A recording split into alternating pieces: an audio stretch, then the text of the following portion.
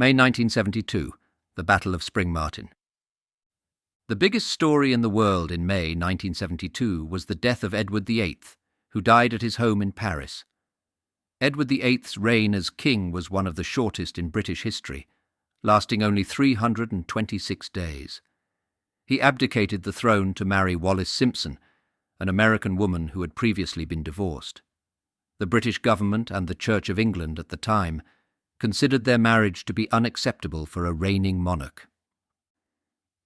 After his abdication, Edward was given the title of Duke of Windsor, and he lived the rest of his life in exile, spending much of his time in France and the United States. He was succeeded by his younger brother, who became King George VI. We'll see that in the case of Northern Ireland's ongoing conflict in 1972, the British government may have made some similarly dubious calls to that of frowning upon a man's choice of wife. That may be a contentious opinion, but I can't help but feel that some old traditions and rules don't fit the modern world. Political developments in May 1972. The fallout from Bloody Sunday continued into May 1972, when the Irish Times, 13th of May 1972, page 11, reported that, in reply to a written parliamentary question by MP Bernadette Devlin, the British government stated that no disciplinary action would be taken against the soldiers who shot dead 13 civilians in Derry on Bloody Sunday. Naturally, this didn't go down well amongst some quarters of the conflict in Northern Ireland, proving to be fuel for their fire. On the 24th of May, a meeting of the Future Policy Group was held in the Ministerial Conference Room at Stormont Castle. In attendance was Mr. Hill from the Ministry of Home Affairs and Sir William Neild, Permanent Under-Secretary of State at the Northern Ireland Office. Some of what they discussed was as follows. Current security situation.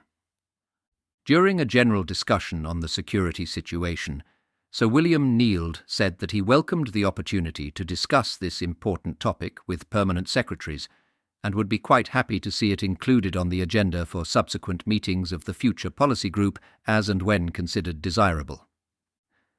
Consideration of a paper on review of options on political settlement. Sir William Neild said that the paper under consideration had been prepared by Mr. Bloomfield as a starting point for discussion, which it was hoped would lead to the submission to the Secretary of State of a paper setting out the views of heads of Northern Ireland departments on the options open for a political settlement in Northern Ireland. After discussion, it was agreed that Northern Ireland as an independent state could not be considered a serious option because it would be economically disastrous, psychologically unacceptable and conducive to greater instability rather than the reverse. They also discussed that Northern Ireland could only be embodied in an all-Ireland state, with the consent of a majority of the people in Northern Ireland, which would include looking to the government in the Republic for a much more constructive contribution towards the maintenance of stability in the whole island of Ireland. Integration. Mr. Hill said that integration solutions would be opposed by the minority community and by many members of the majority community, including possibly the Unionist Party. He said that he favoured a devolutionary solution, but suggested that if there were to be a devolutionary parliament, it would be necessary for that parliament to have responsibility for law and order.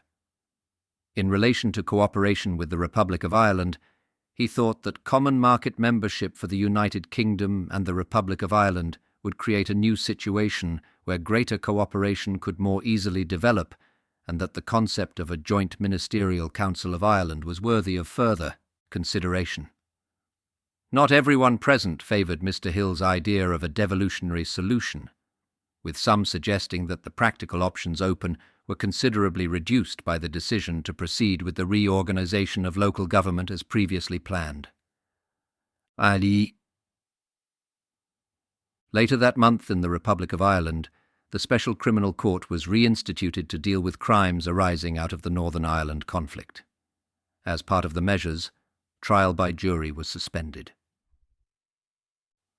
The biggest political development in May 1972 was the official IRA announcing a ceasefire reserving the right of self-defence against attacks by the British Army and sectarian groups. However, the Provisional IRA dismissed the truce as having little effect on the situation. The Northern Ireland Secretary, William Whitelaw, welcomed the move, and a spokesperson said it was a step in the right direction. A statement about the ceasefire was issued by the executive of the Northern Republican clubs. It said, "The overwhelming desire of the great majority of all the people of the North is for an end to military actions by all sides."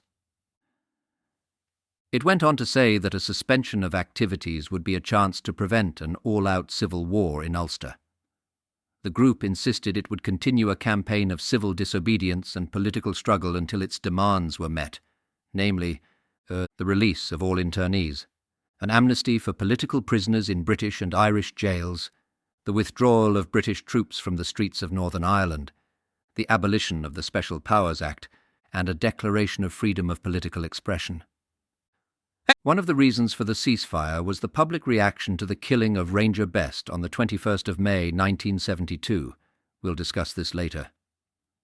Although the official IRA was involved in several incidents following the ceasefire, it was to mark the end of its armed campaign. The Future Policy Group met again on the 31st of May at Stormont Castle, with the discussion going as follows. Sir William Neild said that further measures were being considered to combat the activities of the car bombers. It was agreed that the unattended car in the city centre, in circumstances where there had been recent bombings without warning, was a very serious problem. Mr. Brooke emphasised that early measures to reassure people working in the centre of the city were essential. It was agreed that Mr. Kidd should put the particular problem of Clarendon House, which was built around a car park, which was due to reopen on the 16th of June, to Mr. Woodfield. In relation to a number of suggestions which were made about the security situation, Sir William Neild said that new arrangements were likely to be introduced replacing the Joint Security Committee, which would provide a forum for official discussion. It was agreed that ideas could be fed into this forum from the Future Policy Group where appropriate. Sir William Neild said that he hoped it would be possible to prepare a paper by the weekend, which would set out the current thinking of heads of Northern Ireland departments on the options open for a political settlement in Northern Ireland. Mr. Holden said that permanent secretaries had had a further discussion on this important topic, which could form the basis of at least a preliminary paper. Mr. Holden said that permanent secretaries agreed that Northern Ireland as an independent state and early reunification of Ireland should not be regarded as serious options at this point in time. The options open, therefore, could effectively be divided into integration solutions and devolutionary solutions. Mr. Holden then summarised the different approaches and the views of permanent secretaries on them. It was agreed that Mr. Holden's summary, subject to a number of minor points largely of clarification, should be used as the basis for the proposed paper giving the views of heads of Northern Ireland departments on the options open for a political settlement in Northern Ireland. Although promising that leading politicians were actively searching for a solution to the ongoing problems in Northern Ireland, unfortunately, it didn't deter those intent on raging war from continuing their campaign of terror. Shootings in May 1972. With a lot of shootings and bombings to document in May 1972, over the weekend of the 13th to 14th of May, the worst of the violence that arose was in the Battle of Springmartin in Belfast. It consisted of a series of gun battles involving the British Army, the Provisional Irish Republican Army, and the Ulster Volunteer Force. The violence began when a car bomb, planted by Ulster loyalists, exploded outside a crowded public house in the mainly Irish nationalist and Catholic district of Ballymurphy. UVF snipers then opened fire on the survivors from an abandoned high-rise flat. For the rest of the night and throughout the next day, local IRA units fought gun battles with both the UVF and British Army. Most of the fighting took place along the interface between the Catholic Ballymurphy and Ulster Protestant Springmartin housing estates and the British Army base that sat between them. 7 people were killed in the violence, 5 civilians, 4 Catholics, 1 Protestant, a British soldier, and a member of the IRA youth section. 4 of the dead were teenagers. A total of 31 shootings took place in May, a sobering thought of how frightening it would have been growing up during those troubled times. May 1st. A man, reported to be an IRA member, was shot and wounded in the legs in a punishment attack in Derry. The IRA claimed he was a thief. May 3rd. The British Army reported 29 shooting incidents involving the IRA on the previous night. 2 soldiers were wounded in the Springfield area of Belfast, while a military observation post was raked with gunfire at Corrie's timber yard. May 4th. 3 RUC officers on a mobile patrol were wounded in an IRA machine gun attack in Derry. May 6th. At approximately 9 p.m, a man aged 18 was shot and injured in the Glen Road area of West Belfast. On the 1st of December 2015, the PSNI listed this shooting as one of 9 incidents it was investigating about the activities of the British Army's Military Reaction Force. May 7th. At approximately 11:50 p.m, a 15-year-old boy was shot and injured outside a disco at Oliver Plunkett School, Glen Road, Belfast. On the 1st of December 2015, the PSNI listed this shooting as one of 9 incidents it was investigating about the activities of the British Army's Military Reaction Force. May 9th. At approximately 2 p.m, shots were fired at a vehicle in the Cashmere Road area of West Belfast. On the 1st of December 2015, the PSNI listed this shooting as one of 9 incidents it was investigating about the activities of the British Army's Military Reaction Force. May 9th. The British Army reported that 5 IRA members launched 18 small arms attacks on a military post at Blythe Lane, Derry. May 11th. British soldier John Ballard, 18, was shot dead by an IRA sniper while on patrol on Sultan Street, Lower Falls, Belfast. May 12th. Patrick McVeigh, 44, a Catholic civilian, was shot dead by a member of an undercover British Army unit at Riverdale Park South, Anderson's Town, Belfast. 4 other men were shot and injured during this incident. On the 1st of December 2015, the PSNI listed this shooting as one of 9 incidents it was investigating about the activities of the British Army's Military Reaction Force. May 12th. At approximately 11:30 p.m, an 18-year-old man was shot and injured in the Slievegallion area of West Belfast. This shooting was also part of the PSNI investigation into MRF activities. May 13th, IRA volunteer John Stars, 19, was shot dead in a gun battle with the British Army on William Street, Derry City. May 13th, British soldier Alan Buckley, 22, was shot dead in a gun battle with the IRA in Ballymurphy, Belfast.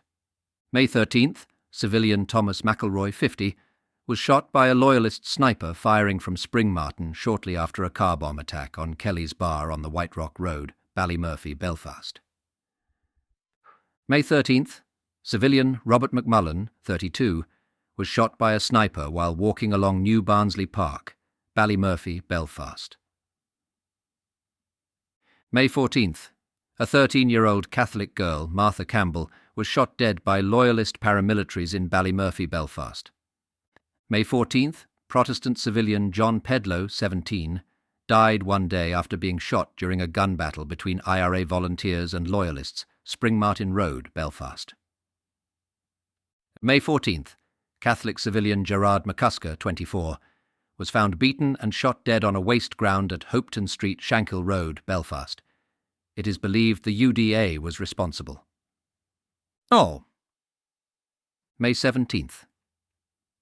The IRA opened fire on workers leaving the Mackey's engineering works in West Belfast.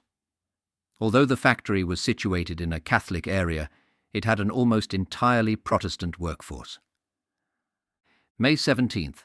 British soldier Ronald Hurst, 25, was shot dead by an IRA sniper while repairing a damaged perimeter fence at the British Army base, Crossmaglen, County Armagh. May 17th. The UDA kidnapped Catholic civilian Bernard Mohn, 46, from a pub on the Shankill Road in Belfast. They took him to Knocker War Memorial near Grenisland, County Antrim, and shot him dead. May 18th. British soldier John Hillman, 28, died 3 days after being shot by a sniper in Flax Street, Ardoyne, Belfast. May 20th. UDR soldier Henry Gillespie, 32, was shot dead by an IRA sniper while on mobile patrol, Killylis, near Dungannon, County Tyrone. May 21st, the official IRA kidnapped and shot dead William Best, 19, who was a member of the Royal Irish Rangers, a regiment of the British Army. Best was originally from Derry and was home on leave from a posting in Germany to visit friends when he was picked up by the official IRA. There was outrage among local people at the killing. The public reaction to this incident contributed to the official IRA calling a ceasefire on the 29th of May. The following day, approximately 250 women in Derry marched to premises used by official Sinn Féin in Meenan Square, Lecky Road, Derry, to protest the shooting of William Best. There were reports of an angry confrontation at the premises. Later in the evening, approximately 300 women gathered in protest at the Bishop's Field, Cregan. The protest followed the removal of the remains of Ranger Best from his home to St Mary's Church, Cregan. May 23rd, British soldier Eustace Handley, 20, was shot dead by an IRA sniper while on foot patrol, Spring Hill Avenue, Ballymurphy, Belfast. May 23rd, the UDA shot dead a Catholic civilian, Andrew Brennan, 22, at his home in Cicely Park, Finaggy, Belfast. The March. May 26th. At approximately 12:20 p.m, a 34-year-old man was shot and injured in the Silvio Street area of North Belfast. This shooting was also part of the PSNI investigation into MRF activities. May 27th. The UVF killed a Catholic civilian, Gerard Duddy, 20, in a drive-by shooting at the junction of Finaggy Road, North, and Andersonstown Road, Belfast. Fush. May 28th. The UVF killed a Catholic civilian, James Tier, 21, in a drive-by shooting on the Springfield Road, Belfast. May 29th. The UVF shot and killed a Catholic civilian, Thomas Wardlow, 32, Millfield, Belfast. May 30th, Protestant civilian Joan Scott, 12, died 3 days after being shot during an IRA sniper attack on an RUC mobile patrol, Old Park Road, Belfast.